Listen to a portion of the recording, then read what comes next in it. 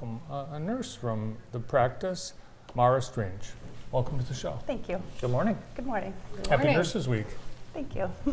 How long have you been a nurse? 7 years. I was going to ask, did the pandemic make you question your profession at all? It made me rethink some things, Yeah. but in the long run, I still enjoy what I do, Yeah. and here I still am. So what do you like about being a nurse? I like knowing that, stereotypical as it sounds, helping people. Yeah. And especially when people are much more appreciative. You don't always get that, but it's Yeah. nice when you do hear that sometimes, and it makes it worth it. Nice. And you've been on TV before, it turns out. You're in the Jackson College commercial. I am, yes. So you went to Jackson College for nursing? Yep. Nice. What's it like to work for Dr. Donna? Oh no.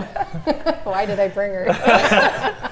No, I enjoy it. I like that we have a small office, and we're family oriented, so that makes a big difference. And schedule works, and I like everybody I work with. And she made a comment one time how infections are something that you can fix, so it makes it Yeah. sometimes Most of them. most Most, of them most. most of them. Donna, what's great about Maura at the office? I'm sure you can speak to her skill. Well, she's my wing person Yeah. because she helps me most of the time run the office. She's incredible. She went back to school to get her RN degree. She did that while she had a very young child at home. She said she'd be trying to study and he would want attention, and she'd be trying to study, and in the end they would both fall asleep. So incredible what she and all the nurses do in the office. And we work so well together. Sometimes I don't even have to talk, and she knows what I need. That's awesome. So she watches my back, and I watch hers. But we're small, so we do lots of things and lots of variety. And without the nursing staff and the office staff, we couldn't have gone through COVID. It was definitely a team event because it was back in the early days, so brand new. You're right about the nursing education. So many nurses like Mara are juggling a lot of things while they're in school, and that's a handful. By the way, happy Mother's Day. Happy Mother's Day. Thank you. Now they, a lot of them have young children in school or daycare. Daycares run the world, by the way. It's hard, getting them out on time so they can pick everybody up. It's amazing what they do. What's the infectious disease of the week? It's found in a paper mill, maybe. Oh, that's going to have a paper mill. No. What happened up Well, there? we could talk about that, but make sure we come back a little Okay. bit. One thing I want to talk about COVID. So we're going to be, world known in Michigan because this is the largest outbreak of this very unusual, rare, but getting more common fungal infection. So one approach to infectious diseases is by nature of the germ or pathogen. So there's bacteria, viruses, parasites. This is a fungus. And it's an interesting fungus because it's a mold and it's a yeast. And you get it from working in the soil. So moist, damp places. So everyone's starting now with their gardens and raking up leaves. So we're in an area where it's endemic. Everybody knows that word now. So there's areas in the U.S. that have it and some don't. And it's just becoming more common, I think, as we develop other areas. Actually, dogs get it more than humans, like 10 dogs to 1 human infection. So sometimes they're the sentinel event. So I don't think they figured out up there in Escanaba, the paper mill, where it came from. But to me, it's a perfect setup. But I think the current tally is about 115 people have contracted it that they know of. And there'll be more because the incubation period from time of exposure to time of symptoms is very long. It can be up to 3 months. So they first started identifying the cases in February, but there's 115 people have had it. And on average in Michigan, we get about 25.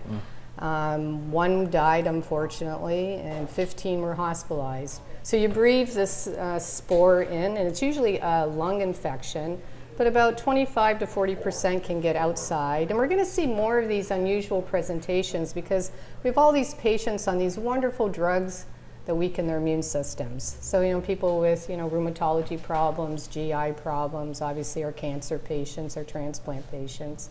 So we're going to see more of it, but it's huge, and treatment's hard. I mean, you're on drugs for 6 months to a year, and there's not many drugs to choose from.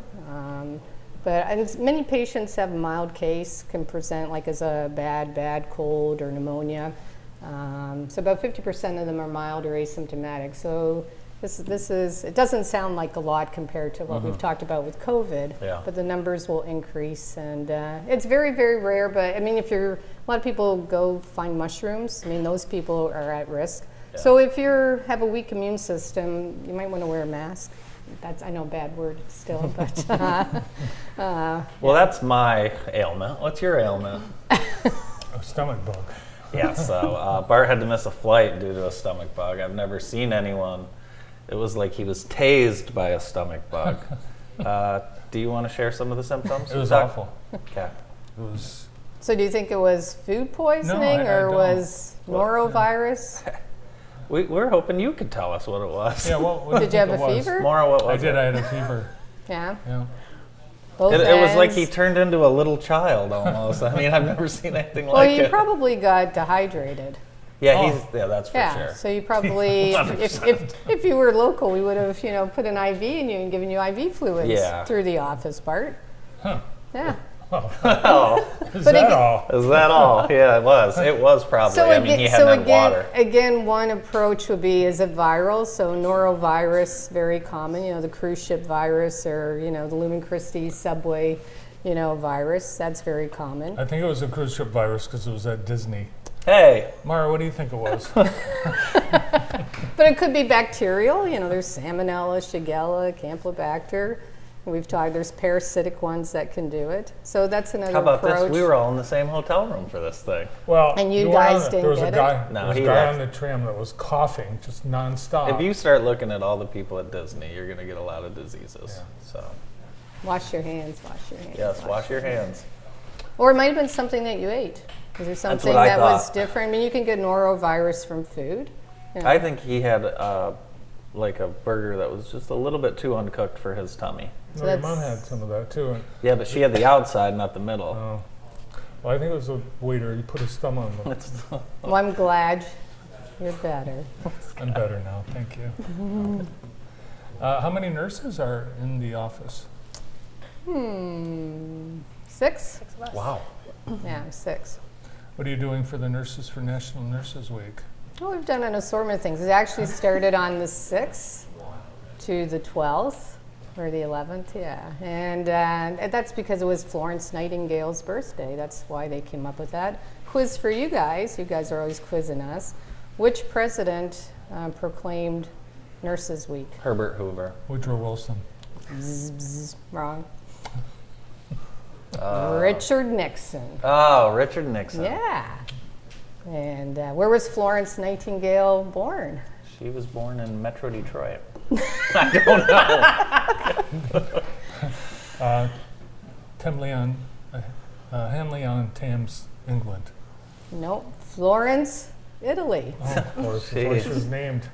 But she was important for infectious disease because in a hospital she decreased the death rate by 2/3 just by implementing simple things like washing your hands and keeping the facility clean. Changing the sheets, and I remember learning about that. Yeah. Take it away. Yeah, she started changing the beds between patients and getting different washcloths and washing your hands, and they noticed the mortality rate started to drop once they started changing things out. So it was a big jump forward with it. So we have a sign up. They got little goodie bags. The week's not over. We can't spoil all the surprises. So you got in the hospital and they put you in a bed that somebody had Well, been you sick used in? to. Well, they didn't know know the stuff then. They would move somebody out, or if somebody died, and they would bring the next person in. And Right. yep. Yep, back in the day. That's why people didn't live that long. Thank you very much. We'll have to continue this again. Okay. Dr. Donna O'Neill and Maura Strange from the PIIC Center. Happy Nurses Week to all. More of the morning show right after this.